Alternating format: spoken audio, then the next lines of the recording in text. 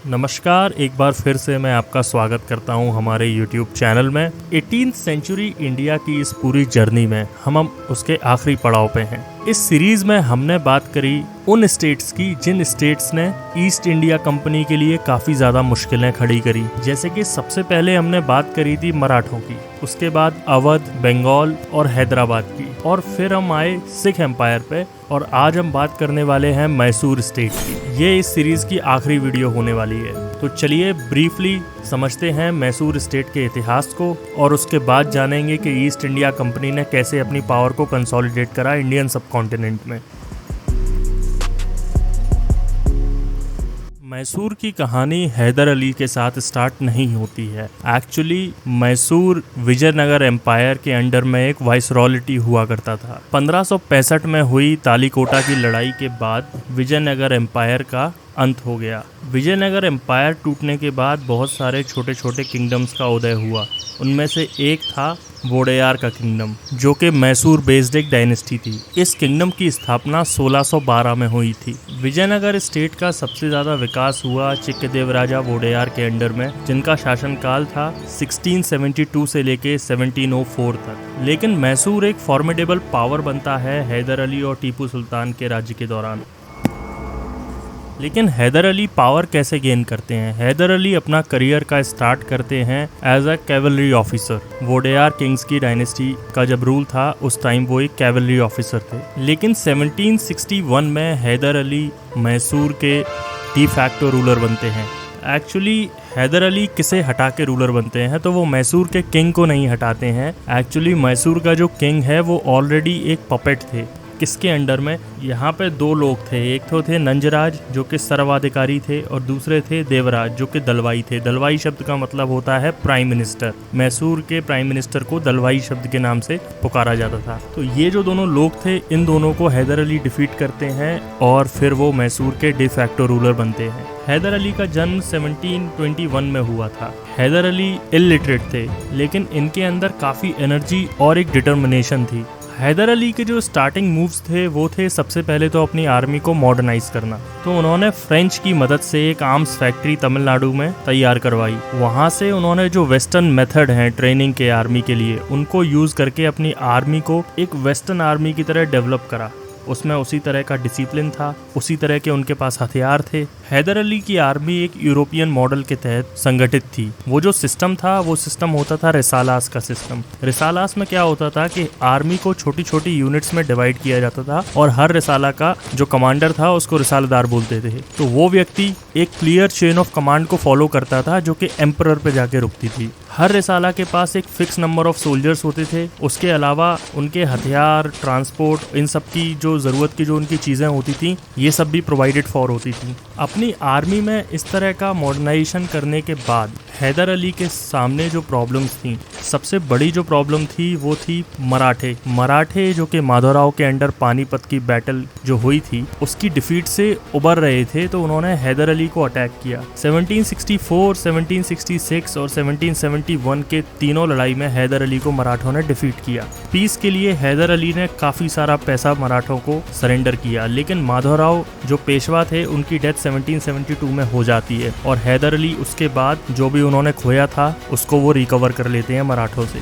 लेकिन इसके अलावा जो मैसूर स्टेट में जो लोकल एलिमेंट्स थे, जैसे कि देशमुख, पॉलीगार, ये लोग कौन है? ये लोकल वॉरियर चीफ हैं। आप इन्हें जमींदार तो नहीं कह सकते, क्योंकि ये मोस्टली मिलिट्री एरिस्टोक्रेसी का हिस्सा थे। ये लोग हैदर अली के लिए काफ़ी सारी प्रॉब्लम्स क्रिएट कर रहे थे। तो हैदर और हैदर के जो बाद में बेटे टीपू सुल्तान, इन लोगों ने सबसे पहले अपनी कंट्री का टैक्सेशन स्ट्रीमलाइन करा। कैसे करा? तो उन्होंने कुछ सैलरीड ऑफिशियल्स, कुछ ऑफिसर्स थे, उनको रेगुलर सैलरी देना चालू करी कैश में, और उनका काम था टैक्स को डायरेक्टली जाके कलेक्ट करना। टैक्स भी वो ज़्यादा से ज़्यादा प्रेफर करते थे कि कैश में कलेक्ट हो। अब ये जो लैंड पे जो टैक्स वो इम्पोज कर रहे हैं, क्या वो हर जगह सेम था? ऐसा नहीं था। तो मैसूर स्टेट ने एक ऐसा सिस्टम बनाया था जिसमें वो लैंड को अलग अलग कैटेगरीज में डालते थे। कुछ वेटलैंड्स थी, उसके अलावा कुछ ड्राई एरियाज थे। दूसरी बात, मिट्टी की कितनी ज़्यादा उपज है उसके हिसाब से भी टैक्स वेरी करता था। तो यहाँ पे जो टैक्सेशन है वो टैक्सेशन इस तरीके से है कि आपकी उपज कितनी है उसके हिसाब से, एक यूनिफॉर्म टैक्सेशन नहीं है। जो मुगल सिस्टम है जागीरदारी का, क्या वो मैसूर स्टेट में था?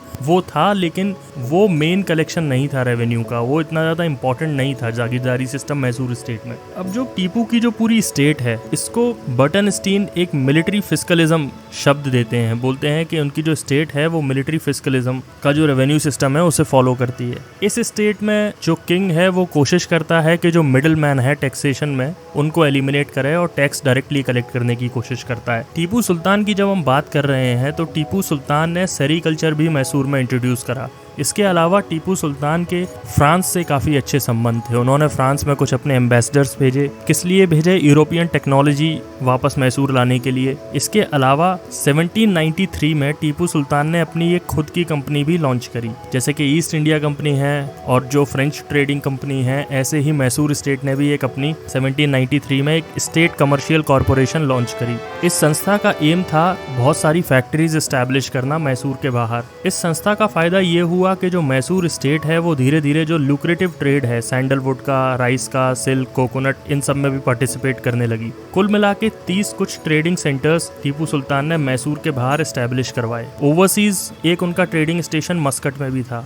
इरफान हबीब कहते हैं लेकिन जो टीपू सुल्तान की जो स्टेट है और उसके जो रेवेन्यू है उसके हिसाब से टीपू सुल्तान बहुत ही ज़्यादा एम्बिशियस थे। उनकी रेवेन्यूज उन्हें परमिट नहीं करते थे इतना कुछ एक्टिविटी करने के लिए, लेकिन वो करते थे। तो वो कहते हैं कि Mysore state remained far away from a real opening to modern civilisation. लेकिन जो रेवेन्यू रिफॉर्म्स थे, इसके अलावा टीपू सुल्तान ने जो एग्रीकल्चर के लिए जो व्यवस्था करी, जैसे काफ़ी सारे पुराने नहर और जो वेस्टलैंड है वहाँ पे कल्टीवेशन, ये सारी चीज़ें इनका जो मिलिट्री करियर है उससे ओवरशैडो हो जाता है। मिलिट्री कंक्वेस्ट की अगर हम बात करेंगे तो हैदर अली ने मालाबार और कैलीकट 1766 में हथिया लिया। इससे क्या हुआ कि मैसूर जो स्टेट है उसके जो बॉर्डर हैं वो एक्सपैंड हुए। लेकिन एट द सेम टाइम जो मराठा किंगडम है उनका जो रूल है वो कोंकण और मालाबार तक था। तो इससे क्या है, ये डायरेक्ट कन्फ्लिक्ट में आए मराठों के साथ। और मैं आपको पहले ही बता चुका हूँ कि कैसे मराठों ने 3 बार हैदर को हराया और माधवराव की डेथ के बाद कैसे हैदर ने वो कुछ रिकवर करा। लेकिन 1769 में हैदर अली ने हैदराबाद और इंग्लिश आर्मी का जो कोएलिशन था उसे डिफीट करा मद्रास के पास। हैदर अली की 1782 में डेथ होती है और उसके बाद टीपू सुल्तान मैसूर के सुल्तान बनते हैं। लेकिन उनका रूल एंड होता है 1799 में, जब वो अपनी कैपिटल श्रीरंगपट्टनम को डिफीट करते हुए उनकी मौत हो जाती है। अब जो ईस्ट इंडिया कंपनी और टीपू की स्टेट में जो कन्फ्लिक्ट हैं, जो भी वॉर्स लड़े गए हैं, एंग्लो मैसूर वॉर्स, उनके बारे में हम डिटेल में पढ़ेंगे जब हम कंपनी रूल के बारे में पढ़ेंगे। ये मैं केवल आपको एक ब्रीफ सा मैंने ओवरव्यू दिया इन स्टेट्स का जो 18th सेंचुरी में थी। ये मैं आपका एक फाउंडेशन तैयार कर रहा था ताकि हमें आगे काम आए जब हम ईस्ट इंडिया कंपनी पढ़ें। मैसूर स्टेट और जो बाकी स्टेट्स थी 18th सेंचुरी में, उनमें एक जो बड़ा डिफरेंस था वो ये था कि बाकी सारी स्टेट्स मुगल एम्परर्स को हमेशा सम्मान देती रहीं और उन्होंने कभी तैमूर जो रूलर्स हैं उनके डिवाइन राइट को क्वेश्चन नहीं करा। लेकिन जो मैसूर स्टेट है वो जब सिक्के भी ढलवाते थे तो उसमें कोई रेफरेंस नहीं होता था मुगल एम्परर का। जो एम्परर उस वक्त शाह आलम थे तो शाह आलम का सिक्कों पे नाम नहीं होता था, यहाँ पे टीपू सुल्तान का नाम होता था और खुतबा में भी टीपू सुल्तान का ही नाम इंसर्ट किया गया था। और फाइनली टीपू सुल्तान ने जो ऑटोमन खलीफ हैं उनसे एक सनद एक्वायर करी। सनद से उनका रूल को लेजिटिमेसी मिली। इस वीडियो में मैंने आपको बताया टीपू सुल्तान और हैदर अली का जो राज्य है मैसूर, उसका उदय। आगे हम कभी बात करेंगे जब ईस्ट इंडिया कंपनी के बारे में पढ़ेंगे तो हम इस किंगडम को और एक्सटेंसिवली कवर करेंगे। बहुत बहुत धन्यवाद आपका हमसे जुड़ने के लिए। मिलेंगे दोबारा अगली वीडियो में। इस सीरीज का यहीं पे एंड होता है। अब जो अगली सीरीज आएगी वो कंपनी रूल के अराउंड होगी। Thank you very much.